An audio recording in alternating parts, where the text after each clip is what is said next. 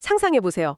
어느 날 아침에 딱 눈을 떴는데, 내가 평생을 바쳐서 일해온 그 거대한 산업 전체가 하루아침에 불법이 되어버린 겁니다. 와, 그거 진짜 등골이 서늘해지는 상황인데요. 그쵸. 어제까지만 해도 막 세상을 지배하던 기술이나 지식이 오늘부터는 완전 쓸모없는 쓰레기가 되고 또 내가 속해 있는 조직의 존재 이유 자체가 정부 명령 한 줄로 완전히 증발해버리는 상황 말이죠. 보통 그렇게 평생 믿고 쌓은 정체성이 무너지는 순간에 직면하면 사람들은 막 극심한 패닉에 빠지잖아요. 네, 패닉에 빠지거나 아니면 현실을 강하게 부정하죠. 맞아요. 막 과거의 영광에 집착하면서 말이에요. 우리가 누군데? 이러면서요. 바로 그 지점입니다. 그런데 만약 그런 절대적인 붕괴 속에서 무너지기는커녕 오히려 완벽하게 새로운 존재로 탈바꿈해서 살아남은 사람들의 이야기가 있다면 어떨까요? 오, 완전히 새롭게 태어난 사람들이요? 네, 오늘 이 깊은 탐구에 함께해 주시는 여러분을 그 지독한 변화의 파도 속에서도 정체성을 잃지 않고 완벽한 피벗, 그러니까 방향 전환을 해낸 아주 흥미로운 세계로 초대하려고 합니다. 벌써부터 기대가 되네요. 오늘 분석할 자료들이 꽤 독특하다고 들었거든요. 맞습니다. 이를 위해서 아주 상반된 두 가지 자료를 저희가 겹쳐서 분석해 볼 텐데요. 첫 번째 자료는 시각 자료입니다. 네, 그 그림 말씀이시죠? 네, 낡은 황갈색 비단 바탕 위에 험준한 바위산들이 막 우뚝 솟아 있고 그 아래로 굽이치는 물길이 흘러갑니다. 그리고 저 멀리 안개 너머에는 붉은 복숭아꽃이 흐드러지게 피어 있는 어딘가 신비롭고 몽환적인 전통 두루마리 그림이죠. 약간 동양에서 이상향을 상징하는 그 몽유도 온도 같은 산수화 형태를 띠고 있더라고요. 정확합니다. 그리고 두 번째 자료는 이 은유적인 그림이랑은 완전히 대비되는 아주 냉혹한 현실을 다룬 역사적 텍스트입니다. 제목이 숨은 몽유도 원도, 흐름을 읽는 자는 사라지지 않는다 이거든요. 그림과 역사 기록이라 흥미로운 조합이네요. 그래서 이 두 자료를 통해서 오늘 우리가 파헤쳐볼 탐구 미션은 명확합니다. 거대한 시대적 변화와 붕괴 속에서 우리는 어떻게 정체성을 잃지 않고 완전히 새로운 존재로 살아남을 수 있는가? 바로 이겁니다. 이게 단순히 먼 옛날 일본의 역사 이야기가 아니라는 거죠? 당연하죠. 지금 당장 내일의 산업 변화나 AI의 등장 같은 파도를 두려워하는 현대인들이 배워야 할 가장 지독하고 성공적인 생존 전략에 대한 이야기입니다. 자, 그럼 그 폭풍 전야의 역사적 현장으로 먼저 들어가 보죠. 좋습니다. 시간의 바늘을 에도막부 말기로 한번 돌려보겠습니다. 당시에 일본은 도쿠가와 가문이 이끄는 쇼군의 시대가 무려 200년 넘게 굳건히 이어지고 있었거든요. 200년이면 진짜 절대적인 권력이었겠네요. 그렇죠. 하지만 겉으로 보이는 평화랑은 다르게 내부는 이미 심각하게 부패하고 한계에 다다른 상태였어요. 게다가 서양의 흑선들, 그러니까 이양선들이 앞바다에 막 출몰하면서 시대의 공기가 바뀌고 있다는 걸 기민한 사람들은 이미 눈치채고 있었죠. 텍스트 자료를 보니까 이 기민한 세력의 중심에 바로 서로 원수지간이었던 조슈 그리고 사츠마라는 두 지역이 등장하더라고요. 네, 이 둘의 만남이 역사의 물줄기를 바꾼 그 유명한 사초 동맹입니다. 원수들이 손을 잡은 거네요? 맞아요. 그 당시 조슈버는 원래 서양 오랑캐를 내쫓자는 그 양양을 강력하게 주장하다가 서양 함대에게 무참히 박살이 났거든요. 아, 직접 싸워보고 철저하게 깨신 거군요. 네. 그 과정에서 칼과 창으로는 서양의 압도적인 화력을 절대 이길 수 없다는 걸 아주 뼈저리게 깨달은 거죠. 한편 저 남쪽 끝에 있는 사츠마버는 이미 서양의 기술과 무기를 몰래 수입하면서 실력을 키우고 있었고요. 오, 서로 인형은도 다르고 앙숙이었지만 결국 막부라는 낡은 시스템으로는 다가오는 새로운 시대에 살아남을 수 없다. 이런 거대한 현실인식 아래서 손을 잡은 거네요. 정확합니다. 기록을 보면 검보다 말이 빠르고 시대를 먼저 읽었던 사카모토 료마 같은 인물이 중간에서 이들을 중재하면서 막부는 끝납니다. 이렇게 선언했던 일화도 남아있죠. 결국 이 동맹이 메이지 요신을 성공시키고 200년 도쿠가와 막부 시대를 역사의 뒤안길로 날려버리잖아요. 네, 새로운 시대를 연 거죠. 그런데 여기서부터 진짜 숨막히는 모순이 발생합니다. 막부를 무너뜨리고 새로운 정부를 세웠는데 그 새로운 정부가 패번취연이라는 어마어마한 명령을 내려버리거든요. 아, 패번취연. 이거 진짜 충격적인 조치였죠. 그러니까 영지를 폐지하고 현을 설치한다는, 쉽게 말해서 완벽한 중앙 집권화를 위한 명령이거든요. 혁명의 사랑의 주역이었던 사츠마번 입장에서는 진짜 기가 막힐 노릇 아닙니까? 완전히 뒤통수 맞은 격이죠. 목숨 걸고 새로운 정부를 세워놨더니 그 정부가 갑자기 자신들의 영지랑 세금 징수권, 심지어 군사력까지 전부 국가에 내놓으라고 한 거니까요. 영주는 권력을 잃고 수백 년 동안 칼을 차고 영지를 호령하던 그 무사들은 하루아침에 실업자가 되는 말 그대로 절대적인 위기 상황이네요. 맞습니다. 아까 처음에 던져주신 질문이 바로 이 상황인 거죠. 네, 사츠마번이라는 그 거대한 기업의 후계자였던 젊은 리더 파다노리의 입장에서 한번 생각을 해보죠. 밑에 자신을 따르는 4만 명의 가신들, 그러니까 4만 명의 무장한 직원들이 있습니다. 무장한 4만 명, 진짜 아찔하네요. 그쵸. 이들은 평생 칼을 다루는 법만 배웠는데 그 칼을 빼앗기고 존재의 이유를 잃어버렸어요. 당연히 우리는 이제 무엇이 되는가 이러면서 엄청난 두려움과 분노에 휩싸였겠죠. 자칫하면 폭동이 일어날 수도 있는 이 혼란 속에서 타다노리는 대체 어떤 리더십을 보여준 건가요? 텍스트에 묘사된 타다노리의 대처를 보면요. 그가 단순한 무장이 아니라 아주 깊은 통찰가를 가진 전략가였다는 게 드러납니다. 그는 막 분노하는 가신들 앞에서 파도를 바라보면서 이렇게 말해요. 뭐라고 하죠? 바다는 변하지 않는다. 하지만 그 위를 지나가는 배는 달라진다. 그리고 단호하게 선언합니다. 우리는 여전히 시마즈다. 다만 싸우는 방법이 바뀔 뿐이다.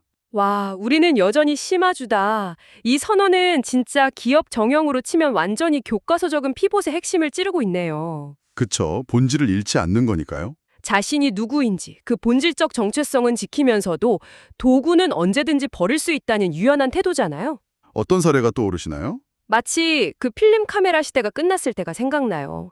자신들의 정체성을 필름 제조사로 한정지었던 코닥은 결국 몰락했잖아요.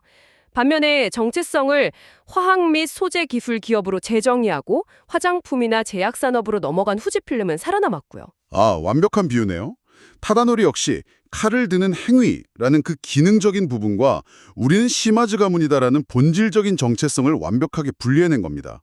낡은 배를 버리고 새로운 배로 갈아탈 때가 온 거다. 이걸 아주 명확하게 짚어준 거군요. 맞습니다. 혼란스러워하는 조직원들에게 우리의 목적지는 변하지 않았다는 안정감을 준 거죠. 자, 그런데 낡은 배를 버리겠다는 결단까지는 아주 좋았습니다. 그렇다면 도대체 어떤 새로운 배로 갈아타야 할지 그 생존의 나침반을 어디서 찾았는가 하는 의문이 들거든요. 여기서 바로 이야기가 첫 번째 시각자료였던 그 신비로운 몽유도원도 그림과 묘하게 연결됩니다. 그림이 여기서 등장하는군요. 네, 아주 절망적인 혼란의 밤에 타다노리가 기묘한 꿈을 꾸게 돼요. 바다와 산 사이, 현실과 비현실의 경계에 놓인 문을 열고 들어가니까 그 그림 속 풍경처럼 붉은 복숭아꽃이 흐드러진 몽유도원이 쫙 펼쳐졌다는 겁니다. 와, 완전히 그림 속으로 들어간 거네요. 게다가 그 평화로운 세계에서 한 노인을 만나서 대화를 나눕니다. 길을 묻는 타다노리에게 노인이 이렇게 말해요. 칼로 얻은 세상은 칼로 사라진다. 그러나 흐름을 읽는 자는 사라지지 않는다. 흐름을 읽는 자는 사라지지 않는다. 네, 그러면서 바다를 딱 가리킵니다. 전쟁이 아닌 교류, 지뢰가 아닌 창조를 선택하라는 조언을 들었다는 거죠. 그런데요, 전문가님, 여기서 제가 잠깐 멈춰서 반론을 하나 던져보겠습니다. 네, 말씀하시죠. 솔직히 이런 신비로운 꿈 이야기는 너무 뻔한 레파토리 아닌가요? 뻔한 레포토리라는 건 그러니까 핑계로 들린다는 말씀이시죠? 맞아요. 보통 위인전이나 역사 기록 같은 거 보면 리더들이 자기의 파격적인 결정을 정당화할 때 이런 신비로운 꿈이나 계시를 엄청 핑계로 대잖아요. 약간 신격화하는 느낌으로요? 네, 솔직히 4만 명의 칼잡이들한테 야, 우리 내일부터 칼 버리고 딴 거 하자 이러면 당장 목이 달아날 수도 있잖아요. 그쵸, 폭동이 날 상황이니까요. 그러니까 내가 어젯밤에 몽유도원의 꿈을 딱 꿨는데 웬 노인이 이 길로 가라더라 이러면서 자신의 급진적인 피밭 전략을 포장하기 위한 일종의 고도의 PR 전략, 홍보 전략 아닙니까? 충분히 제기할 수 있는 아주 합리적인 의심입니다. 그냥 위기를 모면하려는 낭만적인 미사역으로 보일 수 있죠. 몽유도원도라는 그 동양의 판타지가 도대체 어떻게 4만 명의 생계를 책임지는 비즈니스 전략이 될 수 있냐는 겁니다. 하지만요, 텍스트 자료의 세부적인 맥락을 봐야 합니다. 특히 바다에서 시작된 선택이라는 파트를 자세히 들여다보면 이 꿈의 실체가 완전히 다르게 다가오거든요. 타다노리의 꿈은 단순한 판타지나 변명이 아니라 철저하게 데이터에 기반한 무의식의 발현으로 해석해야 합니다. 잠깐만요. 데이터 기반이요? 1800년대 일본의 영주가 무슨 빅데이터 분석이라도 돌렸다는 뜻인가요? 하하, 그런 건 아니고요. 사츠마 번의 지정학적 특성이랑 역사적 배경을 봐야 한다는 뜻입니다. 사츠마는 일본 남쪽 끝에 위치해 있었잖아요. 그런데 임진왜란 이후 수백 년 동안 단순한 무사 집단으로만 머물러 있지 않았어요. 아, 무사들이 무사일만 한 게 아니다. 네, 그들은 막부의 눈을 피해서 류큐, 그러니까 지금의 오키나와를 통해서 중국 청나라, 그리고 서양의 네덜란드 상인들과 바다를 매개로 끊임없이 무역을 하고 있었습니다. 오, 단순히 물건만 사고 파는 게 아니라 정보가 오갔다는 거군요. 맞습니다. 핵심은 정보죠. 에도의 쇼군들이 자기들끼리 막 권력 다툼하면서 우물한 개구리처럼 지낼 때 사츠마는 저 바다 너머에서 서양의 제국주의가 어떻게 아시아를 집어삼키고 있는지, 또 증기선이나 총기 기술이 얼마나 발전했는지에 대한 최신 정보들을 계속해서 흡수하고 있었던 거예요. 와, 첩보전 수준이네요. 심지어 네덜란드의 기술 서적인 단화책들을 몰래 들여와서 직접 연구하기도 했고요. 즉, 꿈속에서 누인이 가리킨 바다는 막연한 자연물이 아니라 사스마가 수백 년간 축적해온 글로벌 정보 네트워크와 교류의 힘을 상징하는 겁니다. 아, 듣고 보니까 완전히 퍼즐이 맞춰지네요. 타다노리의 무의식 속에는 이미 서양의 기술 문명과 세계사의 흐름이라는 방대한 데이터가 쌓여 있었던 거군요. 네, 뇌가 그걸 처리한 결과인 거죠. 그걸 막 처리하다 보니까 우리가 살아남을 길은 더 이상 무력이 아니라 바다를 통한 상업과 기술 교류에 있다. 이런 차가운 현실적 결론이 몽유도원이라는 낭만적인 꿈의 형태로 출력된 셈이네요. 아주 예리한 해석입니다. 가장 비현실적으로 보이는 꿈이 사실은 가장 현실적인 통계와 데이터의 결과물이었던 거죠. 그렇다면 이 꿈은 회피나 핑계가 아니라 수백 년치의 정보력이 집약된 가장 정확한 생존 보고서였군요. 자, 나침반의 방향이 확실해졌으니까 이제 본격적으로 배의 기술을 돌릴 차례입니다. 네, 드디어 1875년에 타다노리가 가신들 앞에서 폭탄 선언을 합니다. 폭탄 선언이요? 이제부터 시마즈는 칼을 버린다. 그 대신 기술을 든다. 이러면서 아주 이름 없는 작은 공방을 하나 열게 됩니다. 기술을 든다. 멋진 말이긴 한데 저는 여기서 정말 근본적인 의문이 하나 듭니다. 어떤 의미이시죠? 평생 칼만 휘두르던 무사들이 어떻게 갑자기 기술자가 됩니까? 뭐 하루아침에 똑딱하고 총이나 대포를 만들 수 있는 게 아니잖아요. 그렇죠. 쉬운 일이 아니죠. 게다가 심지어 그들이 만들기 시작한 건 무기도 아니고 현미경이나 정밀기기였다면서요. 이 과정의 메커니즘이 도대체 어떻게 된 건가요? 사실 그 부분이 이 역사적 피벗의 가장 놀라운 지점입니다. 아무리 뛰어난 비전이 있어도 그걸 실행할 능력이 없으면 다 허상이잖아요. 맞아요. 실행력이 생명이죠. 타다노리는 무사들이 가지고 있던 기존의 기술력을 완전히 새로운 방향으로 재배치하는 전략을 씁니다. 사무라이 조직에는 칼을 직접 다루는 전투무사만 있는 게 아니거든요. 그 명검을 주조하기 위해서 수백 년 동안 철을 두드리고 쇠를 깎아온 최고급 대장장이들이랑 금속공예 장인들이 대거 소속되어 있었어요. 아, 칼을 만들던 금속 세공 기술이 정밀기기를 만드는 기반 기술로 전환된 거군요. 바로 그겁니다. 적을 죽이는 살상용 칼날을 막 섬세하게 연마하던 그 손끝 기술을 현미경에 렌즈를 감싸는 황동관을 깎고 엄청나게 정밀한 톱니바퀴를 맞추는 데 사용한 거예요. 와, 발상의 전환이네요. 여기에 앞서 말씀드린 네덜란드 무역을 통해서 몰래 들여와서 번육해둔 서양의 광학기기 설계도들이 착 합쳐지게 되는 거죠. 적을 베는 도구를 만들던 사람들이 보이지 않는 것을 탐구하는 도구를 만들게 된 거네요. 기능은 유지하되 목적만 완벽하게 바꾼 피벗입니다. 네, 완벽한 전환이죠. 그런데요, 전문가님, 여기서 이 탐구의 가장 극적인 충돌이 발생합니다. 아무리 훌륭한 장인들이 있고 설계도가 완벽해도 당장 공방을 돌리려면 초기 자본금이 필요하잖아요. 그렇죠. 돈이 있어야 장비도 사고 재료도 구하니까요.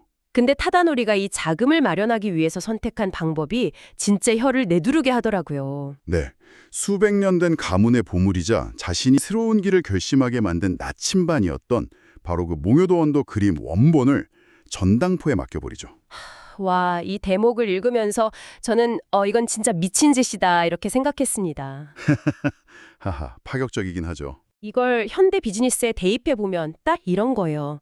리더가 조직 오너들한테 여러분 제가 완벽한 미래 도시를 짓겠습니다 이렇게 엄청 설득해놓고는 당장 벽돌 살 돈이 없다고 그 미래 도시가 그려진 유일한 청사진 원본을 헐값에 내다 팔아버린 거잖아요. 청사진을 팔아버렸다. 아주 재밌는 비유네요. 가신들 사이에서 주군이 미쳤다, 우리 가문의 영혼을 팔아넘겼다 이러면서 반란이 일어나도 할 말이 없는 상황 아닌가요? 자기 철학의 근간을 자기 손으로 버린 거잖아요. 겉으로만 보면 모순적이고 타락한 결정, 혹은 꿈을 팔아먹은 배신자의 모습으로 비칠 수 있습니다. 가신들이 엄청나게 동요했을 것도 분명하고요. 하지만 그 청사진 비유를 이 상황에 다시 대입해보면 타다노리의 본심이 명확해집니다. 어떤 본심인가요? 타다노리는 청사진만 쳐다보고 있는다고 해서 비바람을 피할 수 있는 진짜 집이 지어지지 않는다는 걸 누구보다 뼈저리게 알고 있었던 겁니다. 아, 그림은 결국 그림일 뿐이다. 네, 타다노리가 가신들의 반발에 남긴 대답이 이를 증명합니다. 이렇게 말하죠. 이것은 꿈이다. 그리고 우리는 현실을 살아야 한다. 그림 속 세상을 버린 것이 아니다. 그 세상을 현실로 바꾸려는 것이다. 그 세상을 현실로 바꾸려는 것이다. 와, 진정한 리더십의 본질이 이 한 문장에 다 담겨 있죠. 많은 사람들이 말 이상이나 비전을 액자 속에 고이 모셔두고 언젠가 저런 세상이 오면 좋겠다. 이러면서 감상만 하잖아요. 맞아요. 말로만 하는 혁신이죠. 하지만 타다노리는 그 이상을 현실의 땅 위에 직접 세우기 위해서는 과거의 영광이나 거룩한 상징물조차도 기꺼이 자본으로 환원시켜서 용광로에 집어넣는 그 냉혹한 실행력이 필요하다는 걸 꿰뚫어 본 겁니다. 몽유도원교라는 명분에 취해서 굶어 죽는 대신에 그 명분을 담보로 잡고 당장의 실리를 챙겨서 우리 손으로 진짜 톱니바퀴가 굴러가는 몽유도원을 만들어내겠다. 네, 바로 그 태도입니다. 이상은 용광로처럼 아주 뜨겁게 품되 실행은 얼음장처럼 차갑고 철저하게 하는 이 역설적인 태도. 어쩌면 거대한 변화 속에서 살아남기 위해 가장 필요한 덕목일지도 모르겠네요. 동의합니다. 자, 그렇다면 뼈를 깎는 고통을 감내한 이 시마즈의 거대한 피벗은 결국 어떤 결말을 맞이합니까? 텍스트의 후반부를 보면 메이지 시대라는 경랑 속에서 그들이 어떻게 생존했는지 그 결과를 아주 명확하게 보여줍니다. 사무라이의 시대는 완전히 끝났고 일본 전체가 뒤집어졌지만 타다노리가 이끈 시마즈는 사라지지 않았습니다. 살아남았군요. 네, 그들은 더 이상 칼을 차고 영지를 호령하는 봉건 영주가 아니었죠.